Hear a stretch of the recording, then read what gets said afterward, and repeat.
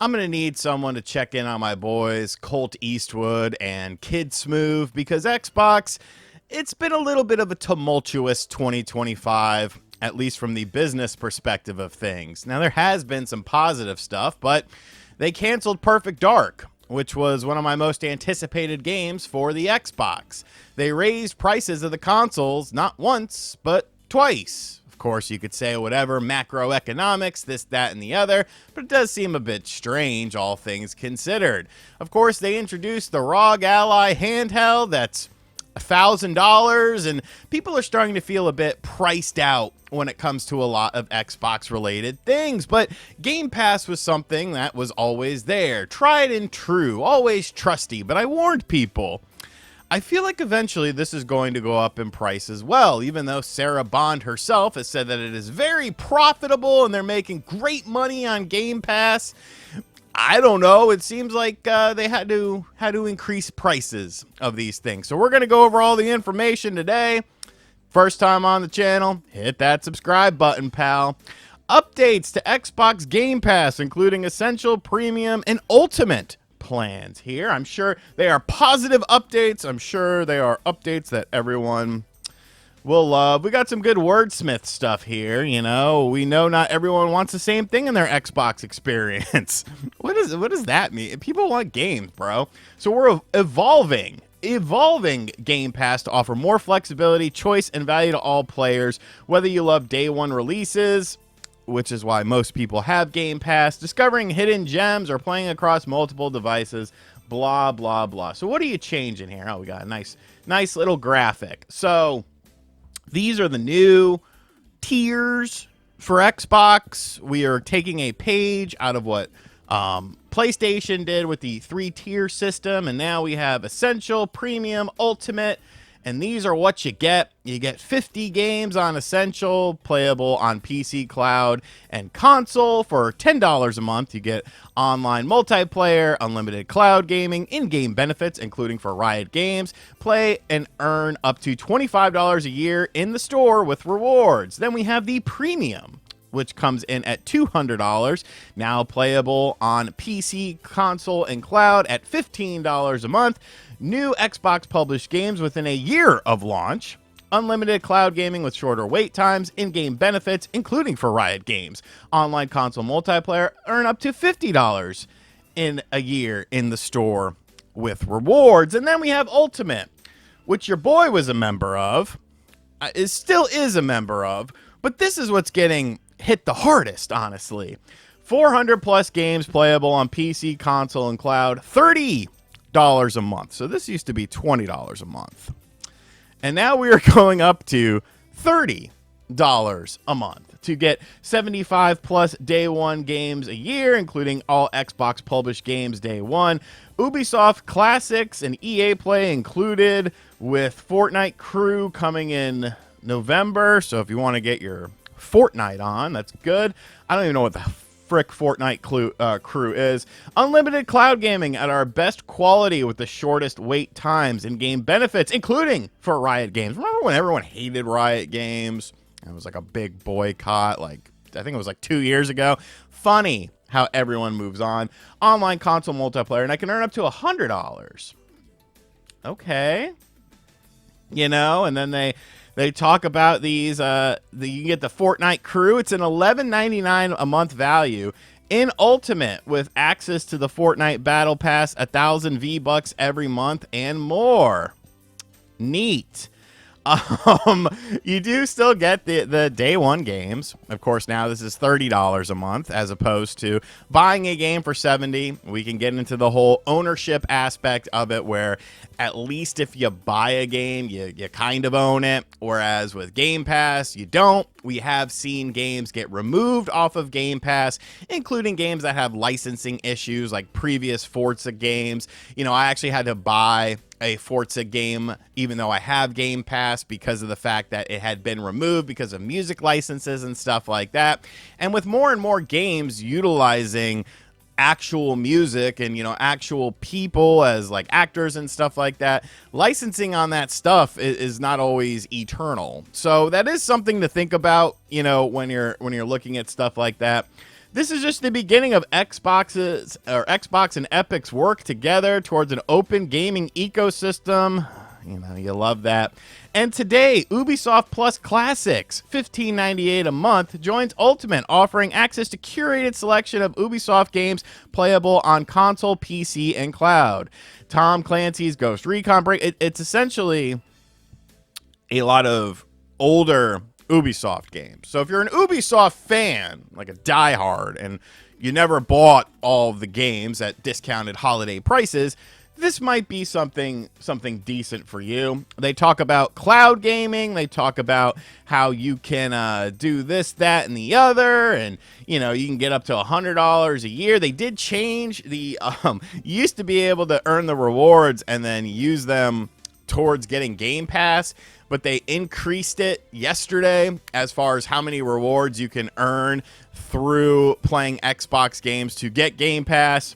That probably should have been a bit of a warning sign. You get more games and more flexibility. Oh boy. Like, here's the stuff that's available today with the Ubisoft Plus edition. So, you know, you get some decent, like Hogwarts is good. You get a bunch of older Assassin's Creed games. I mean, there's fun to be had there for sure. Child of Light is a good game. You know, you get Monopoly and Monopoly Madness.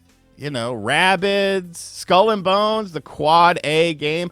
Like, I'm not saying that all of these games are necessarily bad games, but are they games? It almost feels a little bit like padding. Like, look at all the games we have. But it's like, you know, I feel like a lot of these games, I'm not going to say most, but a lot of these games are games that people would have played already if they wanted to play them already. You know, like an Assassin's Creed game, you kind of know. I guess like Hogwarts Legacy, you know, that's a game that I'll give some more leeway to. You know, The Lost Crown didn't sell extremely well, so that's maybe another game where people can get into it for the first time. Rayman Legends is always a classic game. It's always fun to play the South Park stuff, you know, Stick of Truth. But for the most part, I feel like a lot of these games are just games that you've already checked out if you're interested, and if you're not interested in them, this isn't going to necessarily add additional value. It's just going to add additional fluff into what already exists. And, you know, just adding in more stuff to add more stuff to increase the perceived value so that, you know, we can raise the price of these things. Is that worth it to a lot of people? And Starlink, like the Switch game version clears. It has freaking Star Fox stuff in it. You also get some other crap here. Premium available today, also in Ultimate. So, you know, the old Fallout stuff is kind of cool. You know, a lot of this is PC, though, because PC has also gone up in price. It's like 16 some odd dollars a month now. So they had to do something with PC to give you additional value, because if you look at this list, it's a lot of PC stuff. Like, some of the stuff is Xbox, but most of it is strictly PC, personal computer. You got Fraggle Rock. Now this game was actually on Game Pass, because I remember Evan from the Spawncast made us play it once, and I was like, this sucks. I'm never trusting you again to tell me to play a game. And then you also get some stuff added into Essential, a couple games here. So yeah, here's the big problem with all of this, and I think everyone can agree with things like this. It's not necessarily the increase of the price of Game Pass. That in and of itself, I don't think it should be a huge shock to anyone. And I do still think that Game Pass does offer something for people, you know, especially with the day one stuff. If you're skeptical about something, you know, it is nice. So eventually you would figure with all these acquisitions, with, you know, all these things going on, even though Xbox themselves tells investors, tells the press, tells the public that things are great, we're making more money than ever, we know what that means nowadays. Like, it means absolutely nothing, because these companies are greedy and they want more money and they want to appease more shareholders and more investors. I still think there is perceived value in stuff like this, especially with the day one stuff.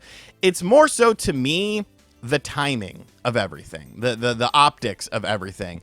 Because if this was the only price increase that was, or a large price in 2025 for Xbox, you know, I think people would be more receptive towards this. The problem is you've increased the price of consoles not once, but twice.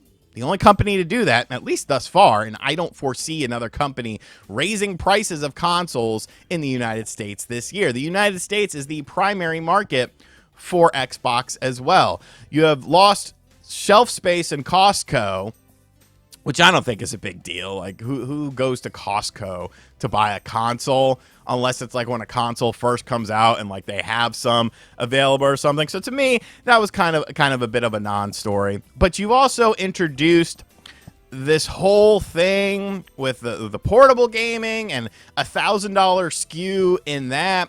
But you're also doing more handhelds. You're also doing a new console that's right around the corner, and it's the biggest. Like, you're doing too much here. What is the focus of Xbox right now? Because it seems like, to me at least, this is a company that is just trying whatever and seeing if something can stick and seeing if something can resonate. But the problem is you're going to price people out. And I feel like, you know, when you couple this, you know, like, who's buying an Xbox this holiday season with Game Pass? Like, that becomes a much larger investment than it was 6 months ago already. So you're essentially pricing out customers that you would potentially want. You're raising the price of PC Game Pass as well. You are, you know, you're kind of alienating people, because at some point in time, people are going to say, hey, this is too much for me. I'm not going to buy this. There's a reason why more Hondas sell than, you know, Porsches every year, because a Honda is something that more people can afford, and a Porsche is more of a luxury item. And video games and Xbox becoming this luxury item, when right now it doesn't really have the highest desirability level, I don't see how this is a good decision. Especially because if you were coming out there and saying like, yo, you know, profits aren't looking that good, we got to try something different, we're trying to give you this perceived value, that's one thing. But you're telling me how much money Game Pass makes for you and how profitable it is and how profitable, you know, Microsoft and Xbox is. And it's like, well, optically speaking, that's probably not the best thing to say right now. Just, you know, just a thought here. But this is gaming in 2025, and spoiler alert, kiddies, it's not going to get any better.